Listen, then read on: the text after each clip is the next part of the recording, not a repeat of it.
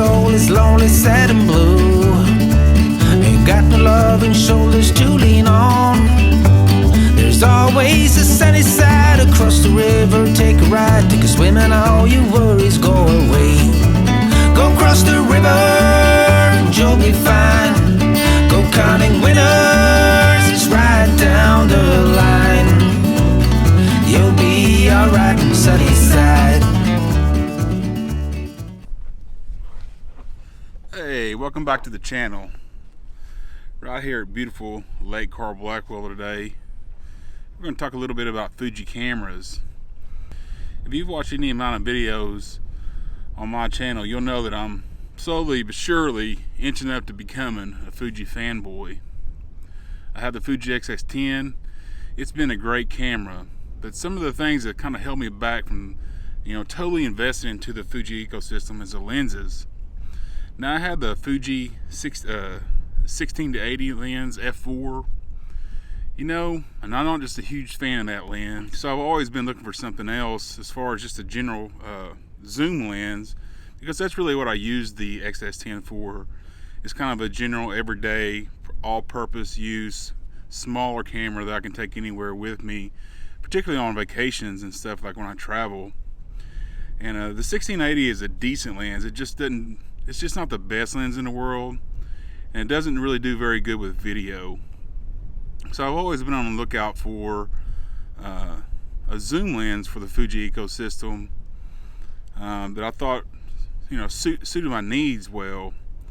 And they have the 18 to 50 or 18 to 55, I can't remember which it is. It's a 2.8 to 4, and it's a kit lens.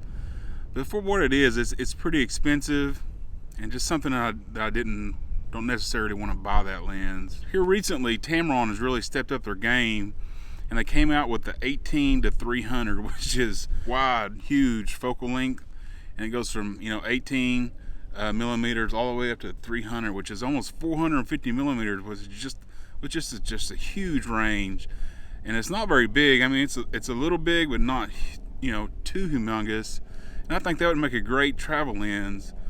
But of course, it's not out yet, and I've been looking for some reviews on it, specifically with the Fuji, and haven't found any yet.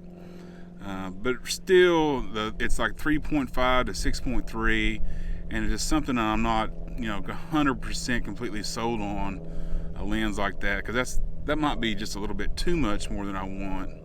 Now I know they have the 16 to 55 2.8 lens, and I know that's by Fuji, and I know that's a great lens. I mean, there's no doubt in my mind that would be a great lens. But for me, because I primarily use Sony as my primary cameras, and I use the Fuji just as kind of a secondary camera, the price of that lens is just a little bit more than I wanted to pay.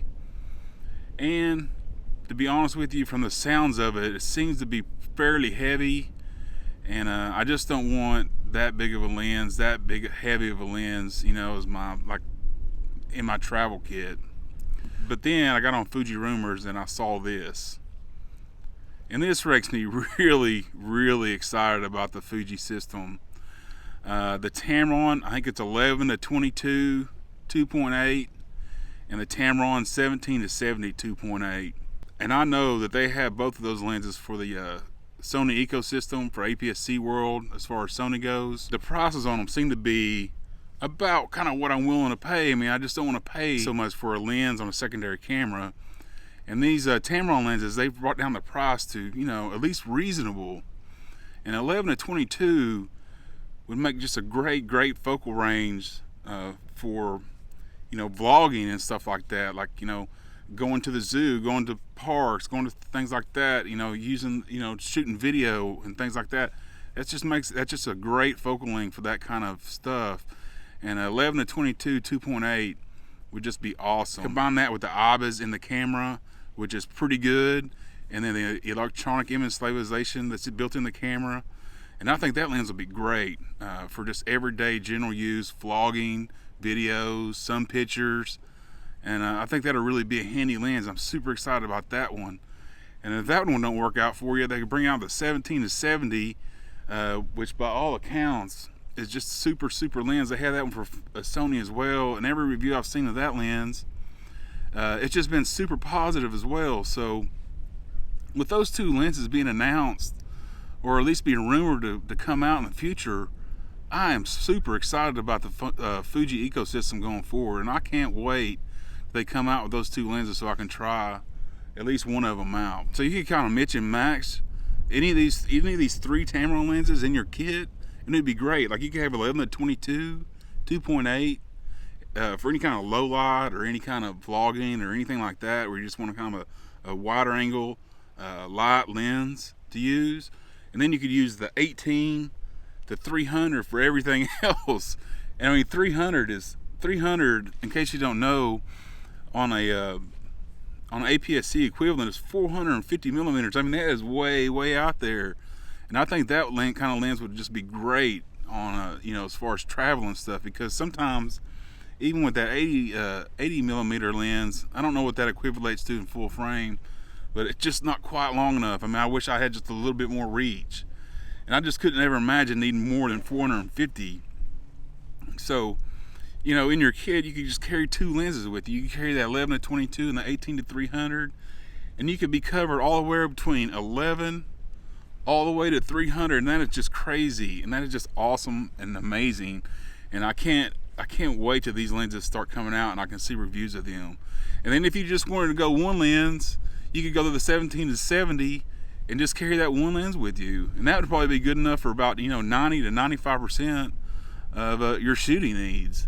So, and like I say, that these Tamron lenses, they're going to be way less expensive than the Fuji lenses, and that's really kind of what's held me back, though, is the price of these Fuji lenses. I mean, they're excellent lenses by all accounts, but for me, that's just a little bit more than I want to invest in an APS-C and a Fuji lens and lineup.